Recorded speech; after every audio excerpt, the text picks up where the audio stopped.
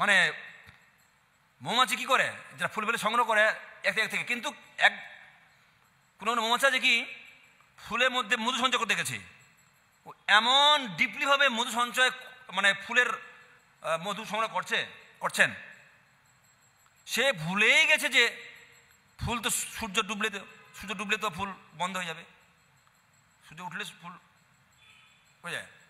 তো মক্সিকা ওখানে গিয়ে আরামসে মধু সংগ্রহ করে, আর মক্সিকা ভুলেই গেছে যে সূর্য উঠে আমি শুরু করলাম, কখন যে সূর্য ডুবলো কোনো খেয়াল নাই।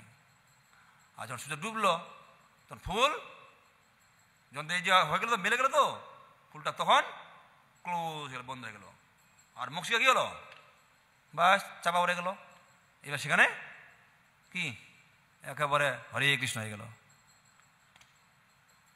আমাদেরও তাই, এই জগতের আমরাও তাই, সংসারে জগজাগতিক কার্যক্রমে এতই ব্যস্ত হয়ে গেছি আমরা, এতই ব্যস্ত, একটু খালি গীতা একটা শ্লোক পড়তে পারি না, একজন ভক্তের কোথায় একটু টাইম দিতে পারি না, আমার টাইম নেই। কিন্তু অন্যান্য জায়গায় গিয়ে দেখো ওখানে ভালোই চলছেন, যে 5-8-10 জন কি পিতাজি নিয়ে বসে কি মাতাজি বসে ভালোই চলছে একেবারে, কোথায় কোথায় হাঁ হাঁ হু হু করতে করতে বলে ঘন্টা কেন সারাদিন মানে যদি হাঁ হাঁ করে কেটে দেয় বাস ভালোই আসতো, তখন তো আমরা ভালোই টাইম পাচ্ছে, ওইটা টাইম আছে। কিন্তু 5 মিনিট একটা শাস্ত্রগ্রন্থ পাঠ করবে, কি গীতা একটা শ্লোক কি ভাগবতম কি একখানে গিয়ে শুনবো ভালো করে, সেইটা বছর টাইম নাই। টাইমটা আছে ওইখানে, কেন কোনখানে, যেখানে যে ওই ব্যাঙের মতন ঘ্যাঁ ঘ্যাঁ করবে, কেন জানে যে ভাই এই এবার আমাদের যমদূত এবার আমাদেরকে ডান্ডা দেবে,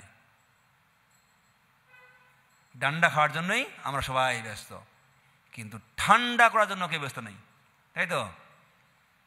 সবাই খেতে ভালোবাসি ডান্ডা, কিন্তু কেউ না করতে পারে ঠান্ডা।